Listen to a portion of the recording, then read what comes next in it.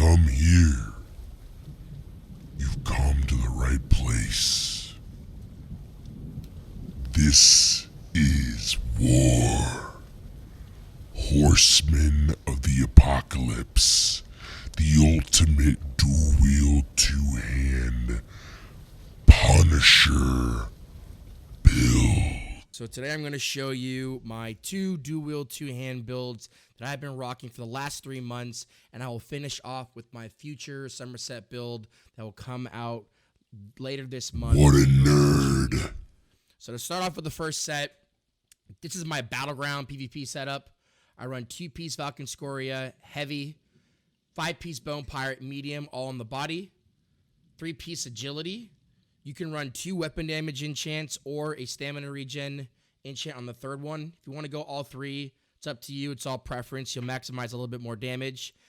2-piece Master Dual Wields, Axe and Dagger. I run a Nirnhone Master Axe with Disease and an infused Dagger or Axe with weapon damage. For my 2-hand, I run a Asylum's Battle Axe, Nirnhone for the extra damage, and I run a double poison proc. Now, the reason why I run these poisons is because this poison is going to help proc my Falcon Scoria. On my Falcon Scoria helmet, my chest, and my legs, I run Prismatic Glyphs. This is to increase my HP and my Magicka, so that I can maintain running Fossilize, or Flames of Oblivion, or Unrelenting Grip, or Dragonfire Scales. So those are the 4 abilities I tend to swap out. For Battlegrounds, if you're fighting a lot of Sorcerers or Magic Nightblades or a lot of range, swap on Dragonfire Scale. The optimal damage setup is going to be running with Flames of Oblivion. If you got people in your BG that are hiding up top in the respawn and you want to pull them down or just harass people, Grip is really great with this setup, especially considering there is no gap closer. Flames of Oblivion is going to give you crit. If you run Flames, the potions that I recommend you run are going to be Tripods or Immovable Stam Speed Pods. If you're not using Flames of Oblivion, and let's say you wanted to pick up a CC, I would swap to Tripods or the Immovable Stam Weapon Crit Pots.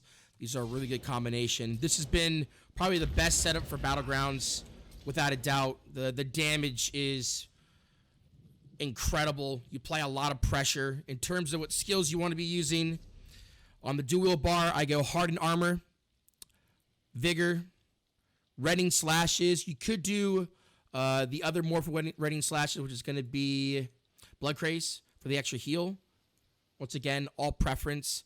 Fossilize, or like I said earlier, Unrelenting Grip, Flames of Oblivion, or Dragonfire Scale, all preference. And then Venomous Claw and Dawnbreaker or Smiting.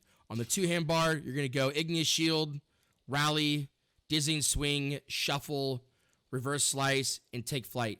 The reason why I use Take Flight and Flawless Dawnbreaker is because the tempo of getting those ultimates is the shortest. I don't have any source of ultimate generation on my character. There's no blood spawn. There's no minor heroism buff. It's simply going to be from getting kills and getting your Earthen Heart passive from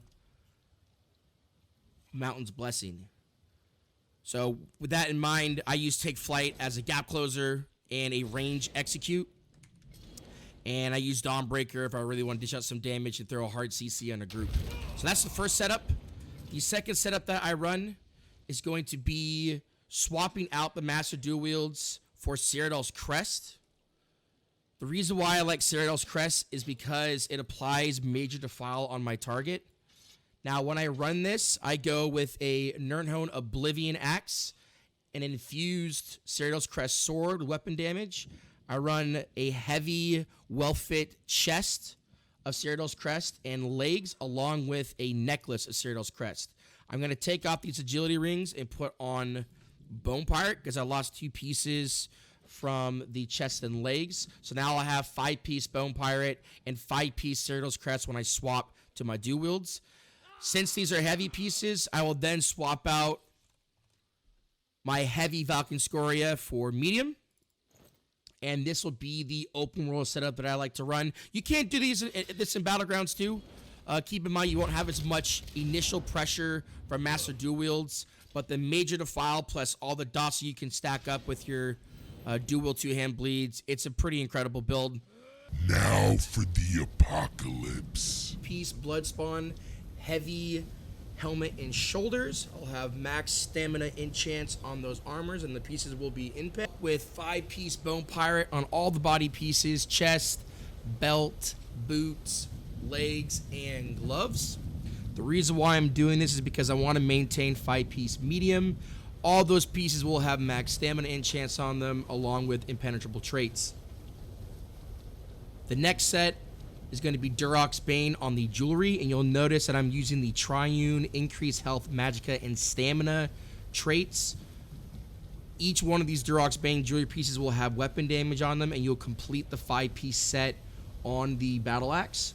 The Battle Axe will be Nirnhone and will also have the double Poison Brock bleeds like I used for my previous build. Basically swap to your two-hand, proc Major Defile, and then swap to your dual wield bar. The last set that I'll be using is the Master Dual Wields. I'll run a Master Dual Wield Nirnhone Oblivion Axe and a Master Dual Wield Infuse Axe with weapon damage enchants. Out of combat, I'm rocking 1631 Stam regen and 2873 weapon damage unbuffed. My max Stam is 35,499. I have 11,560 Magicka, which is going to be a nice resource pool for using Igneous Shield. My weapon damage buffed is 3,656. And if you add an additional 452 weapon damage from the infused weapon, you're going to be easily pushing past that 4K weapon damage mark. Here is my CP. Pretty straightforward. 18 in Warlord. We're then going to have 7 in Sprinter. I'm an Orc, so reducing the sprint cost is nice. 56 in Mooncalf. 49 in Tenacity. Now, you're going to be using your dual-wield heavies and your two-hand heavies to regenerate resources, so very important that you weave that into your combos. For the next tree, I have 58 points into Befile, giving us 45% increase health reduction and effectiveness. 31 in Tumbling for 13% roll dodge reduction, and 31 in Shadow Ward for 13% block cost reduction. This will give me 120 CP, allowing me to have Shadow Strike. Now, this isn't necessary, but in open world PvP, if you kill someone with a heavy attack, you can't actually go into stealth. 7 into Blessed, that's going to give me 2% increased healing.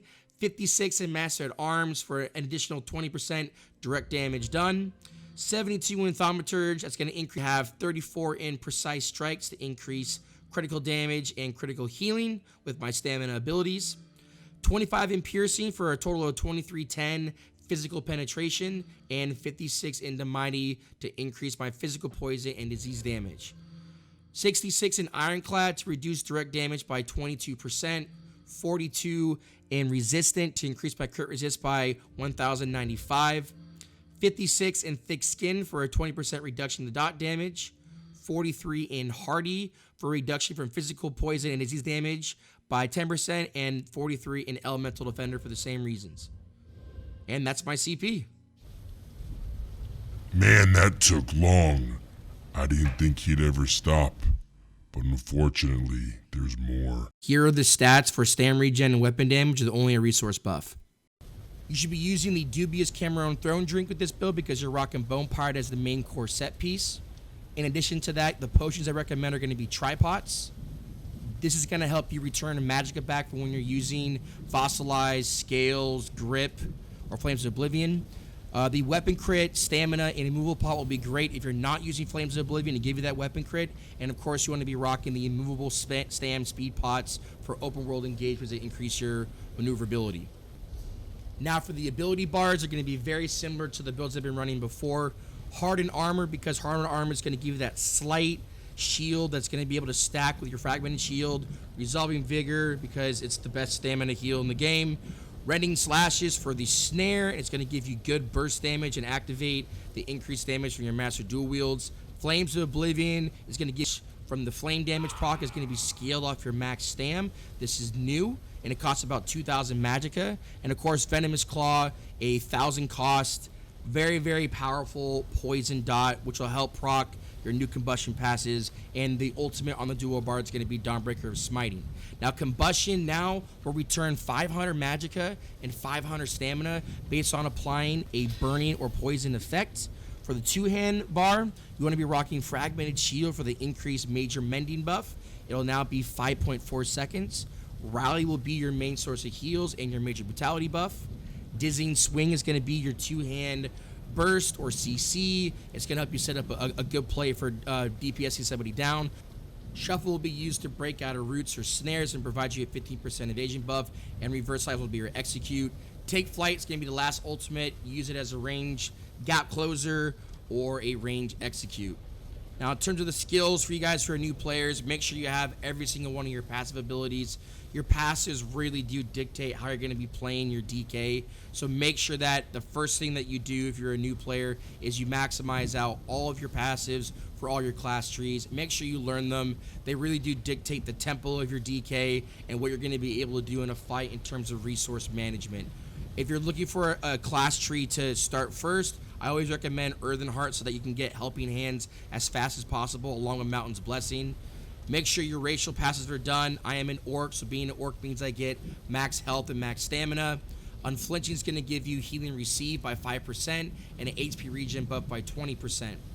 Swift Warrior is going to give you a 4% melee damage increase, and it's going to reduce the cost of sprint by 12% and increase your movement speed by about 10%. Now, the crafting skill tree that you must get as a PvPer is Alchemy. The medicinal use passive is going to increase the duration of your potions by 30%. This will allow the duration of your potion to last longer than its cooldown, effectively giving you 100% uptime. Your Alliance War passes are also very important, so if you have the skill points, definitely go for those first when you start PvPing.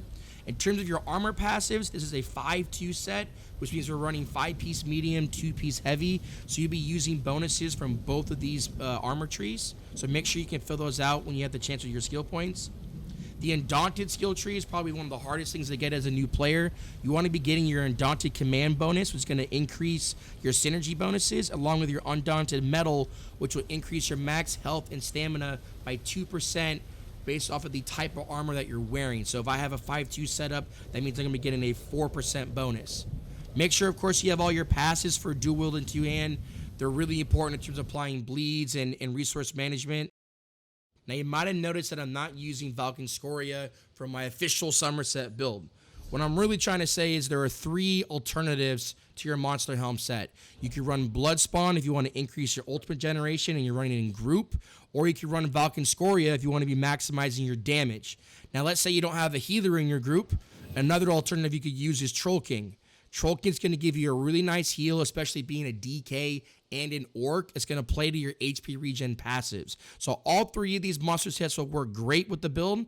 It just really depends on what it is that you want to be doing in your group and what your group comp is. Now, Bone Pirate is also not the only set I recommend with this playstyle. You could also swap out Hulking Draugr into Bone Pirate if you really do want to maximize your resources and your damage. Keep in mind, you will be losing some sustain, but your max stamina is going to be just over 38k.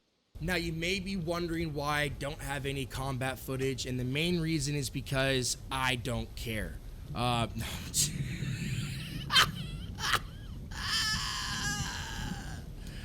I'm just kidding, guys. The reason why I don't have any combat footage is because I don't want this video to be too long, and to be honest, you guys have all the VODs in the world to watch on my videos. Unfortunately, this will be the last build video I do for ESO. I am moving games. I'm not quitting ESO, but I'll be playing it a lot less than I normally do. I hope this build can help you guys out with the dual-wield two-hand playstyle. I've been playing it for over 4 years, and I feel like it's time for me to pass the mantle on to the next generation.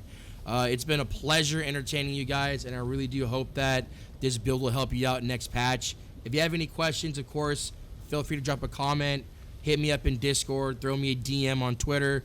Otherwise, guys, it's been a pleasure being the Mad King Krotha, the Slayer of Bulls, the Pillager of Peasants. I'm out of here. Bye-bye.